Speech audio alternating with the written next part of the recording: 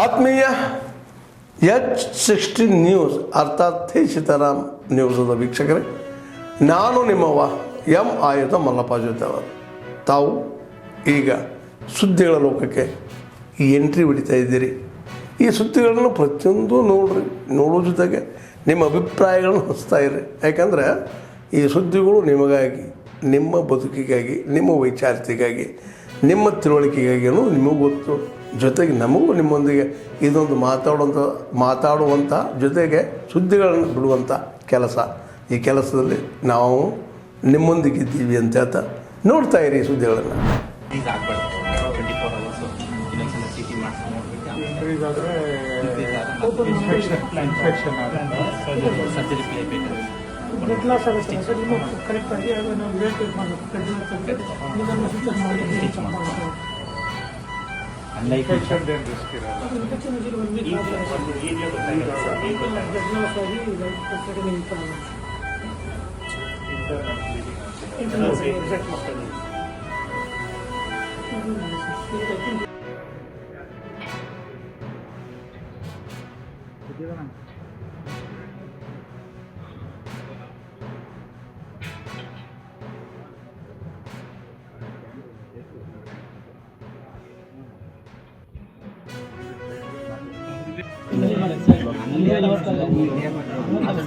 Local ಮಾಡ್ಕೊಂಡು ಇಲ್ಲೇ ದುರ್ಗುಲಿ ಕೆಲಸಗಾರ ನಾನು ಕೂಲಿ ಮಾಡ್ಕೊಂಡು ಇವತ್ತು ನನ್ನ ಮಗನ ಕಾಲ ಆಗಿತ್ತು. ಇವತ್ತು ನಾನು ಕೂಲಿ ಮಾಡ್ಕೊಂಡು ನನ್ನ ಮಗನ ಓದಿಸ್ಕೊಂಡು ಇವತ್ತು ಏನು ಇರ್ತದೆ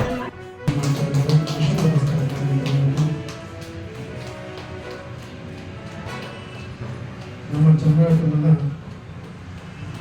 ನ್ಯಾಯ ವಕ್ತಾದಂತಹ ಹಾಗೂ ಜಿಲ್ಲಾಧಿಕಾರಿ ಕಚೇರಿಯಲ್ಲಿ ಕರ್ತವ್ಯ ನಿರ್ವಹಿಸ್ತಾ ಇರ್ತಕ್ಕಂತಹ ಶ್ರೀಮತಿ ಕಿರಣ್ ಅವರು ನೀವು ಕೂಡ ಭಾಗಿಯಾಗಬೇಕು.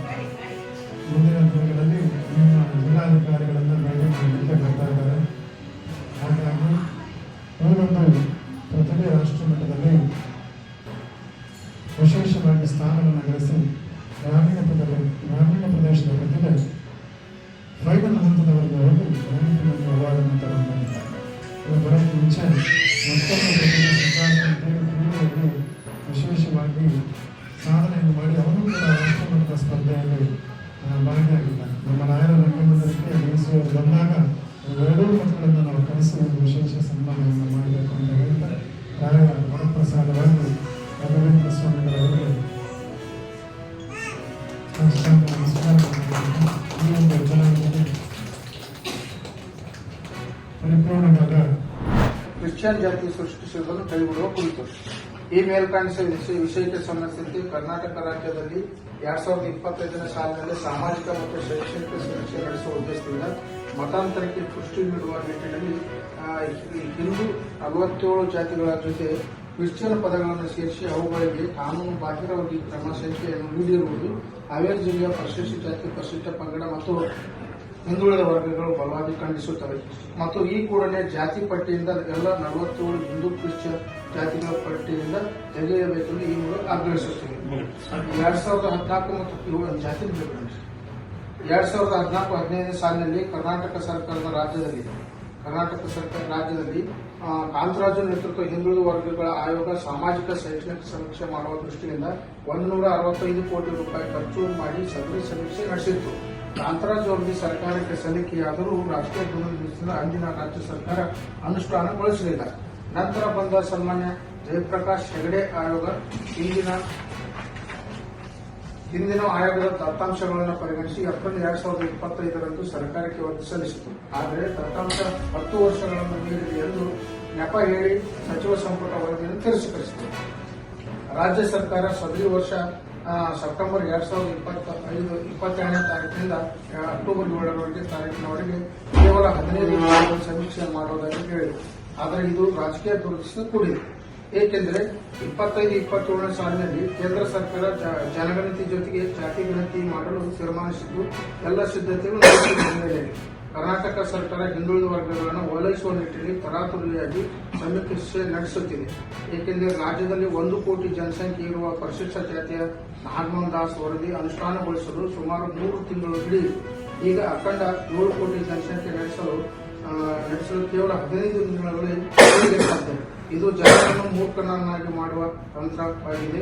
ಜೊತೆಗೆ ಕೇಂದ್ರಕ್ಕಿಂತ ಮುಂಚೆ ನಾವು ಸಮೀಕ್ಷೆ ಮಾಡಿದ್ದೇವೆ ಎಂದು ಹೇಳುವ ಉದ್ದೇಶವಾಗಿದೆ. ಈ ಸಮೀಕ್ಷೆ ನಡೆಸಲು ಆಗಸ್ಟ್ 27 ಪತ್ರಿಕೆಯಲ್ಲಿ ಸುಮಾರು 1400 ಜಾತಿಗಳ ಪಟ್ಟಿಯನ್ನು ಹಿಂದುಳಿದ ವರ್ಗಗಳ ಆಯೋಗ ಪ್ರಕಟಿಸಿದೆ. ಆದರೆ ಅದರಲ್ಲಿ ವಲಯ Christian, Madiga Christian, Lambani Christian, Valmiki Christian, ಕುರುಬ ಕ್ರಿಶ್ಚಿಯನ್, ಈಡಿಗ ಕ್ರಿಶ್ಚಿಯನ್, ಬೆಸ್ತ ಕ್ರಿಶ್ಚಿಯನ್, ಮಡಿವಾಳ ಕ್ರಿಶ್ಚಿಯನ್, ವಿಶ್ವಕರ್ಮ ಕ್ರಿಶ್ಚಿಯನ್, ನೇಕಾರ ಕ್ರಿಶ್ಚಿಯನ್, ಗೊಲ್ಲ ಕ್ರಿಶ್ಚಿಯನ್, ಗುಡಗ ಜಂಗಮ ಕ್ರಿಶ್ಚಿಯನ್ 47 ಹಿಂದುಳಿದ ಜೊತೆ ಕ್ರಿಶ್ಚಿಯನ್ ಎಂಬ ಶಬ್ದವನ್ನು ಸೇರಿಸಿ ಕಾನೂನು ಬಾಹಿರವಾಗಿದೆ.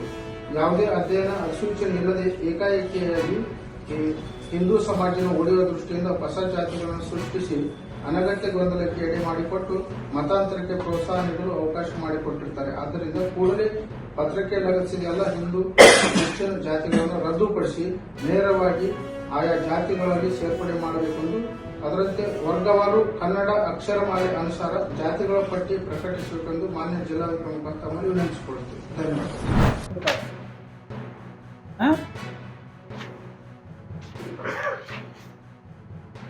ಇದಕ್ಕೆ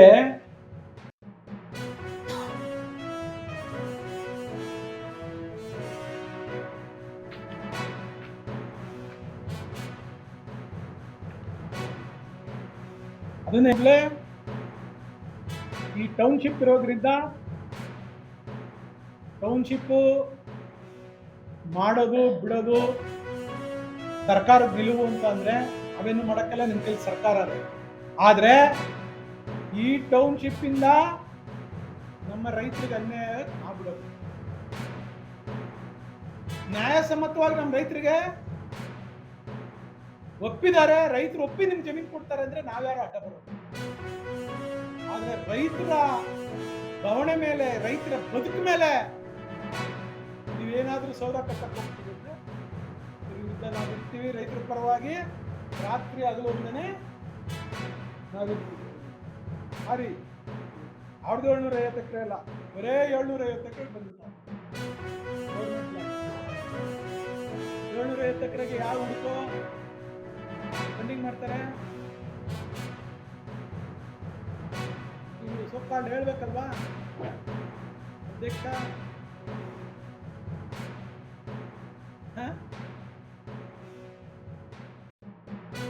ಜಲಾನಯನ ಪ್ರದೇಶ 1012 ಎಕರೆ. ಯಾರು ಅವ್ರು ಸರ್ವೆ ಮಾಡಿರೋದು? ಓಲಿ ಇದನ್ನ ತಗೊಳ್ಳೋಗಿ ಅಡ ಇಟ್ಬಿಟ್ಟು ನಮ್ಮ ರೈತರಿಗೆ ತಂದು ಕೊಟ್ಟು ರೈತರು ನಾವು ಜಮೀನು ಕೊಡ್ತೀವಿ ಅಂತ ಇಲ್ಲ ಹೇಳಿ. ಉದ್ದೇಶ ಏನಪ್ಪ? ಬಾಲಕೃಷ್ಣ ತೆಗೆದ್ರೇನೆ ಕುಮಾರಸ್ವಾಮಿ ನೀನು ಅವತ್ತಿದ್ದಲ್ಲಪ್ಪ ಕುಮಾರಸ್ವಾಮಿ ಹೇಳ್ಬೇಕಾಯ್ತು. ಆಯ್ತು, ಇವತ್ತು ಆದ್ಮೇಲೆ ಎಲ್ಲ ಸುದ್ದಿಗಳನ್ನು ನೋಡಿದ್ರಲ್ಲ, ಏನು ಅನಿಸ್ತು ನಿಮಗೆ? ಇದರಲ್ಲೇ ನಿಮ್ಗೆ ಲೈಕ್ ಆಗಿರ್ಬೋದು, ಡಿಸ್ಲೈಕು ಆಗಿರ್ಬೋದು, ಕಾಮೆಂಟ್ ಬೇಡಪ್ಪ ಅಂತೂ ಅನಿಸಿರ್ಬೋದು, ಕಾಮೆಂಟ್ ಮಾಡಬೇಕಪ್ಪ ಅನಿಸಿರ್ಬೋದು, ಶೇರ್ ಮಾಡಬಾರ್ದಪ್ಪ ಅನಿಸಿರ್ಬೋದು, ಅದು ಮಾಡಬೇಕು ಅನಿಸಿರ್ಬೋದು. ಏನಾದರೂ ಆಗಲಿ ಶೇರ್ ಮಾಡ್ತಾಯಿರಿ, ಈ ನ್ಯೂಸ್ಗಳನ್ನ ಹಂಚ್ತಾ ಇರಿ, ಜೊತೆಗೆ ಇದಕ್ಕೆ ಸಬ್ಸ್ಕ್ರೈಬ್ ಆಗ್ತಾಯಿರಿ ಅಂತ ಹೇಳ್ತಾ H16 ನ್ಯೂಸ್ ಅರ್ಥಾತ್ ಹೇ ಸೀತಾರಾಮ್, ಇದು ಸತ್ಯದ ಕೈಗೆ ನಡಿ. ವಂದನೆಗಳು.